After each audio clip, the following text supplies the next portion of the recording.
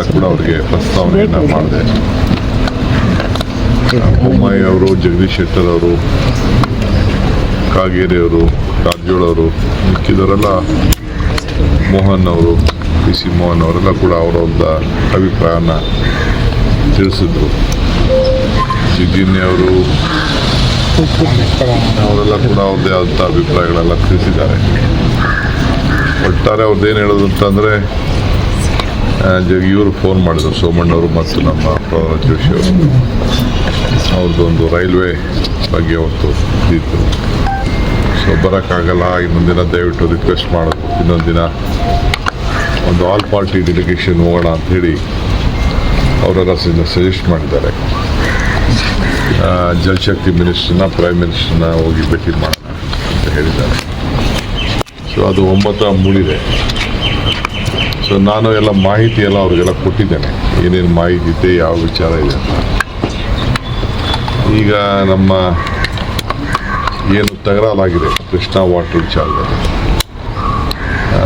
Notification ವಿಚಾರದಲ್ಲಿ, but ನಮ್ಮ ವಕೀಲರೆಲ್ಲ dam height rice ಮಾಡೋ ವಿಚಾರದಲ್ಲಿ ಮತ್ತು ನೋಟಿಫಿಕೇಶನ್ ಆಗುತ್ತದೆ ಅವ್ರದ್ದೇ ಆದಂಥ ಒಪಿನಿಯನ್ ಕೊಟ್ಟಿದ್ದಾರೆ. ನೋಟಿಫಿಕೇಶನ್ ಮಾಡೋಕ್ಕೆ ಏನು ಈಗ ಯಾವ ತೊಡಕು ಇಲ್ಲ ಅಂತೇಳಿ, ಯಾವ ಕೋರ್ಟ್ ಆರ್ಡರ್ ಸ್ಟೇನೂ ಇಲ್ಲ, ಹೈಟ್ ಮಾಡಲಿಕ್ಕೂ ಸ್ಟೇ ಇಲ್ಲ ಅನ್ನೋದು ಕೂಡ ಅವರ ಅಭಿಪ್ರಾಯ ನಮಗೆ ತಿಳಿಸಿದ್ದಾರೆ. ಅದೆಲ್ಲ ಕೂಡ ತಿಳಿಸಿದ್ದೇವೆ. ನಮ್ಮದೇ ಆದಂಥ ಕೆಲವು ತೀರ್ಮಾನವನ್ನು ಮಾಡ್ತೇವೆ ಸದ್ಯದಲ್ಲೇ. ಇಲ್ಲೂ ಕೂಡ ನಾನು ಆಲ್ ಪಾರ್ಟಿ ಲೀಡರ್ಸ್ನ ಮೀಟಿಂಗ್ ಕೂಡ ಕರಿಬೇಕಾಗ್ಬೋದು. ಅವ್ರ ಜೊತೆ ಕೂಡ ಚರ್ಚೆ ಮಾಡಬೇಕು ಕರ್ನಾಟಕ ರಾಜ್ಯಕ್ಕೆ ಸಂಬಂಧಪಟ್ಟಂಥ ವಿಚಾರ. ಯಾಕೆಂದರೆ 1-2-3 ಒಳ್ಳೆಯ ಅಂಶ ನಮ್ಮ ಬೆಳಕಿಗೆ ಈಗ ನಮ್ಮ ಲೀಗಲ್ ಅಡ್ವೊಕೇಟ್ ಜನರಲ್ ಅವರು ಮತ್ತು ಖಾತೆ ಅವರು, ನಮ್ಮ ನಾಗಮೋಹನ್ ದಾಸ್ ಅವರು ಅಭಿಪ್ರಾಯ ವ್ಯಕ್ತಪಡಿಸಿದ್ದಾರೆ.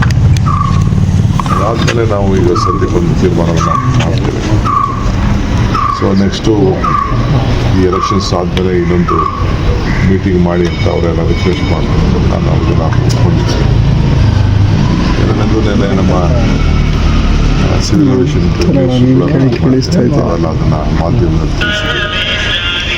ರಾಜ್ಯದ ಬೆಂಗಳೂರು ಬೆಳವಣಿಗೆ ಬಗ್ಗೆ ಪ್ರೀಮಿಯಂ FIR ಲೋಡ್ ಮಾಡೋಕ್ಕೆ ಹೈಟ್ ವಿಚಾರದಲ್ಲಿ ಬೇರೆ ರಾಜ್ಯಕ್ಕೂ ನಮಗೂ ವ್ಯತ್ಯಾಸ, ಸ್ವಲ್ಪ ಡಿಫೆನ್ಸಿಂದ ಏನೇನು ತೊಂದರೆ ಆಗ್ತಾಯಿದೆ, ಡಿಫೆನ್ಸ್ ಡಿಪಾರ್ಟ್ಮೆಂಟ್ ಇವೆಲ್ಲ ಕೂಡ ವಿಚಾರ ಅವರ ಗಮನಕ್ಕೆ ತಂದಿದ್ದೇವೆ.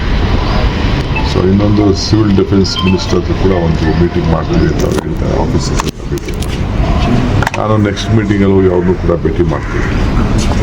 ಯಾಕೆಂದರೆ ಬೇರೆ ರಾಜ್ಯಕ್ಕೂ ನಮ್ಮ ರಾಜ್ಯಕ್ಕೂ ವ್ಯತ್ಯಾಸ ಇದೆ. ಅದು ಸಮಸ್ಯೆಗಳೆಲ್ಲ ತಿಳಿಸಿದ್ದಾರೆ, ಏನೇನು ಸಮಸ್ಯೆ ತಿಳಿಸಿದ್ದಾರೆ. ಬಹುಶಃ ಎಲ್ಲ ಸ್ಪಂದಿಸಿದ್ದಾರೆ, ಮಂತ್ರಿ ಸ್ಪಂದಿಸಿದ್ದಾರೆ.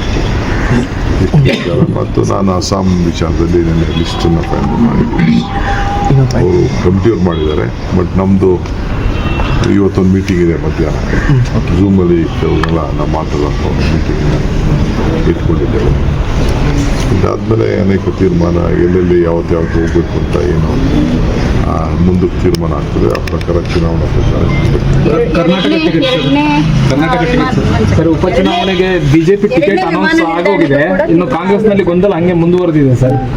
ಎರಡನೇ ವಿಮಾನಕ್ಕೆ ಎಂ.ಬಿ. ಪಾಟೀಲ್ ಅವರು ಪ್ರಪೋಸಲ್ ಕೊಟ್ಟಿದ್ದಾರೆ. ಅವರು ಅದಕ್ಕೆ ಅಭಿಪ್ರಾಯ ಕೂಡ ತಿಳಿಸಿದ್ದಾರೆ. ನೆಕ್ಸ್ಟ್ ನಾವು ಕ್ಯಾಬಿನೆಟಲ್ಲಿ ಚರ್ಚೆ ಮಾಡಬೇಕು, ಸಾಧಕ ಬಾಧಕಗಳೆಲ್ಲ ಚರ್ಚೆ ಮಾಡಬೇಕು. ಫೈನಾನ್ಷಿಯಲ್ ಕನ್ಸ್ಟೆಂಟ್ಸ್ ಎಷ್ಟಾಗ್ತದೆ, ಲ್ಯಾಂಡ್ ಅಕ್ವಿಷನ್ ಅದೆಲ್ಲ ನಮ್ಮ ಜವಾಬ್ದಾರಿ. ಅದು ಜಾಗದವೆಲ್ಲ ನಮ್ಮ ಮೇಲೆ ಕೊಟ್ಟಿದ್ದಾರೆ. ಅದೆಲ್ಲ ಒಂದು ಸ್ಟಡಿ ಮಾಡಬೇಕು. ಅವ್ರದ್ದು ಒಂದು ಸ್ಟಡಿ ಮಾಡಿ ಒಂದು ರಿಪೋರ್ಟ್ ಕೊಟ್ಟಿದ್ದಾರೆ.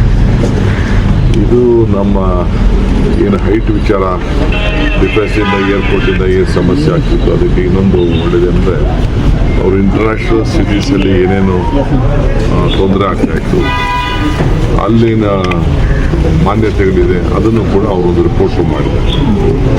ಸೊ ಅದು ಒಂದು ಒಳ್ಳೆ ನಮಗೆ, ಯಾಕೆಂದರೆ ಇಡೀ ಕಂಟ್ರಿಲಿ, ಇಡೀ ಪ್ರಪಂಚದಲ್ಲೇ ಎಲ್ಲೆಲ್ಲಿ ಏನೇನು ಮಾನದಂಡ ಇದೆ ಅನ್ನೋದು ಕೂಡ ಅದೆಲ್ಲ ಕೂಡ ಅವರು ಒಂದು ರಿಪೋರ್ಟ್ ತರಿಸ್ಕೊಂಡು ತೀರ್ಮಾನ ಮಾಡ್ತೀವಿ. ಸರ್, ಉಪಚುನಾವಣೆಗೆ ಇನ್ನು ಸ್ವಲ್ಪ ದಿನ ಬಾಕಿ ಇದೆ. ಈಗ ಆಲ್ರೆಡಿ ಬಿಜೆಪಿ ಅವರು ಟಿಕೆಟ್ ಯಾರಿಗೆ ಕೊಡಬೇಕು ಅಂತ ಅಭ್ಯರ್ಥಿಗಳ ಘೋಷಣೆ ಆಗಿದೆ. ಕಾಂಗ್ರೆಸ್ ಇಂದ ಇನ್ನೂ ಚರ್ಚೆಯಲ್ಲೇ ಇದೆ ಅನ್ನುವಂಥದ್ದು. ನಿಮ್ಗೆ ಗೊತ್ತಿದೆ ಅಷ್ಟೇ. ನಾನಾಗಲೇ 2 ತಿಂಗಳಿಂದ ಎಲ್ಲ ರಿಪೋರ್ಟ್ಸು, ನನ್ನ ಸರ್ವೆ ರಿಪೋರ್ಟ್ಸು, ಬೂತ್ವಾರ್ ರಿಪೋರ್ಟ್ಸ್ ಎಲ್ಲ ನಾನು ತರಿಸಿದ್ದೀನಿ. 2 ಕ್ಷೇತ್ರದಲ್ಲೂ ತರಿಸಿದ್ದೀನಿ. ನಮ್ಮ ಟೀಮು ಅವರು ಹೋಗಿ ನಮ್ಮ ಲೀಡರ್ಸ್ನು ಕಳಿಸಿದ್ದೇವೆ. ಅವರು ಅವ್ರ ಅಭಿಪ್ರಾಯಗಳನ್ನು ನಾನು ಕೊಟ್ಟಿದ್ದಾರೆ, ಏನೇನು ಅಭಿಪ್ರಾಯ ಕೊಟ್ಟಿದ್ದಾರೆ. ನಾನು ಕೆಲವ್ರ ಮಾತಾಡಿದ್ದೀನಿ. ಇನ್ನೊಂದು ರೌಂಡು ನಾಳೆ ನಾಡಿದ್ರಲ್ಲಿ ನಮ್ಮ ACC ಜನರಲ್ ಸೆಕ್ರೆಟರಿ ಅವರು ಬರ್ತಾ ಇದ್ದಾರೆ. ನಾನು ಚೀಫ್ ಮಿನಿಸ್ಟರ್ ಕೂಡ ಮಾತಾಡ್ತಿದ್ದಾರೆ. 2 ಕ್ಷೇತ್ರ ಏನು ಮಾಡಬೇಕು ಅಂತೇಳಿ ನಾವು ಚರ್ಚೆ ಮಾಡಿದ್ವಿ. ಅದನ್ನು ನಾನೆಲ್ಲ ಹೇಳೋಕ್ಕಾಗಲ್ಲ.